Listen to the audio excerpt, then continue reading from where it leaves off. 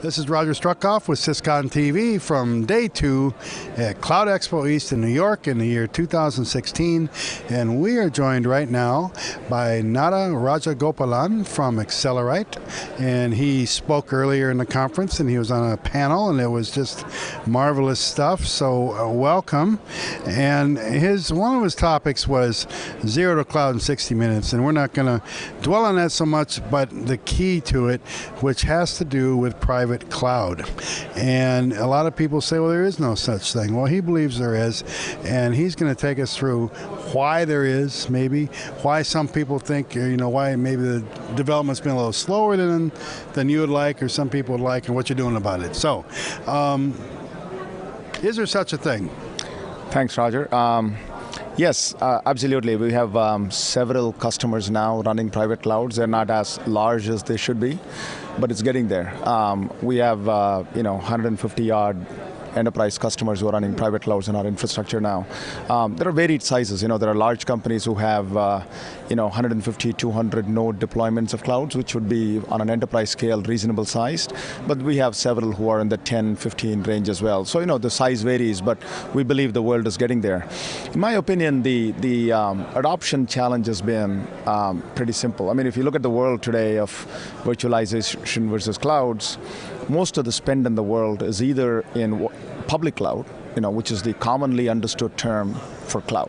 When people think cloud, they think public cloud. They think Amazon primarily, and maybe some Azure. And then there is virtualization, which is not a cloud. It is just VMs running in an enterprise, right? Where you're running your CRM systems or ERP systems. And we have clients on our some of our other products who run their workloads, our products, on a virtualized environment. When they want something, they call IT, and then a week later they get a few VMs provisioned for them on which they can run their stuff. So that's not a cloud. If it is a cloud, then they got to be able to use an API or a self-service tool in order to provision their own stuff. So a lot of places don't have that yet, and I think there is absolutely an opportunity. Yeah. Public clouds at about 50 to 70 VMs, somewhere in that neighborhood, it is far less expensive to run the cloud in-house. So it could be cost reasons, it could be regulatory reasons, it could be just purely comfort level reasons that a lot of people want to run a cloud, an equally capable cloud, on their premises.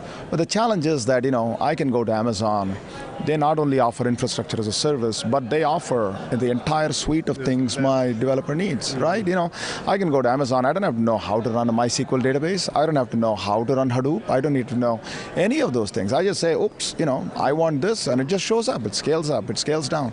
So the challenge in the private cloud environment has been, I think the public clouds are far ahead in terms of capability, where they're able to give you all the bells and whistles a developer needs, whereas the private cloud market is just offering infrastructure as a service, even if there was a competent product there, which we believe ours is one. But even the other guys, we're just doing infrastructure as a service, and it doesn't cut it. So our approach in what we are launching, it's a Cloud Sense, which is an appliance, and we call this as, we'll be able to get you from zero to cloud in 60 minutes. What we say is it is not just as an infrastructure cloud, IaaS cloud, but instead we'll give you database as a service, we will give you Hadoop as a service, we'll give you platform as a service, we'll give you container as a service. All of those high-level things which will allow an internal private cloud to compete with a fully functional public cloud.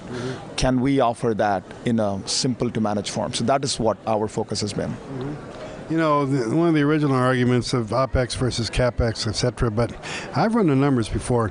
If you're actually doing a private cloud, sort of the big dirty secret is Amazon AWS is not really that inexpensive. Yes, that is true. So, we have some customers for whom we wanted to migrate them to an on-prem deployment they had, and at that time we did not have cloud platform in our hands, and we wanted to migrate them, and they were paying us about $130,000 in maintenance and support for that product line, and to migrate them to Amazon actually costed more per year. Yeah.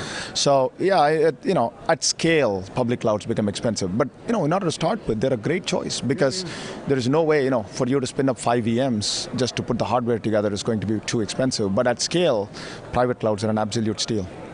That's the thing. Okay, I mean, it's almost like people talk past each other sometimes because there's that pesky problem of at scale. And I work a lot in the developers world, and that's the part that seems to be forgotten.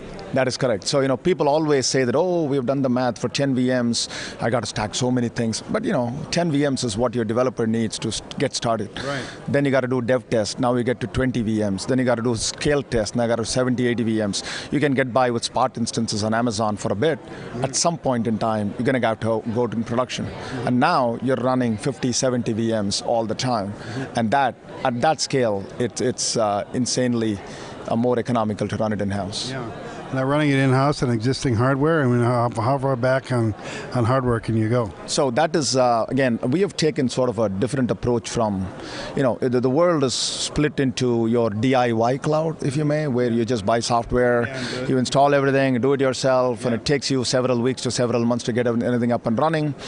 And on the other hand, there are guys like the hyper-converged guys, like Nutanix, who have solved the problem brilliantly. They give you a box, it's got compute, it's got storage, it's got software, you just rack them, stack them, boom, you get a cloud. Yeah. But then you have to buy from Nutanix or whoever it is for the rest of your life. Yeah. So we wanted an approach where you're not logged in, it's an open source software, and still gives you the ability to get an instantaneous cloud. So that has been our focus. So what we have done in our approach is we have made this appliance called CloudSense, but it's only the brains of the cloud, or the controller of the cloud, if you may. It doesn't have compute, it doesn't have storage. So we say that go get your compute of choice, get your storage of choice, and rack them. And we have a few simple configuration parameters. You pick and choose, which is the VLAN and what is the IP address range, simple stuff. Give us your LDAP, and boom, we get a cloud up and running. Then every customer can choose what they want to do in it. So a customer can come and say, I want database as a service or backup as a service. So we will give those to them like an Amazon RDS would. Right? We would just bring that up within their workloads, and a customer, each developer is able to take advantage of a fully functional public cloud-like environment in the private scenario with your own storage and hardware and no vendor lock-in and open source. It's based on Apache Cloud Stack, which is, perhaps the best cloud platform out there. Yeah. I want to just go back for a second about the virtualized resources. Would you say people that are doing that are on a path to cloud, or is there really kind of a misconception overall that virtualization is sort of cloudy?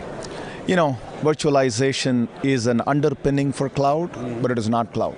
If I have to call somebody to get something, if it is not API driven, if it is not something a developer can drive it himself, that's not a cloud. And so, for us, we support KVM, Zen, Hyper-V, and ESX internally. So, we support all of these virtualization environments, but that's exactly that, virtualization environments. And in order to get a cloud, you need something like a cloud platform on top of that.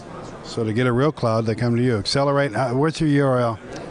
www.accelerite.com/cloudsense. Yeah, go to CloudSense. You're going to find everything you need to know. Thanks a lot for being on the show and joining us and everything you're contributing. It's great. And thanks a lot for watching.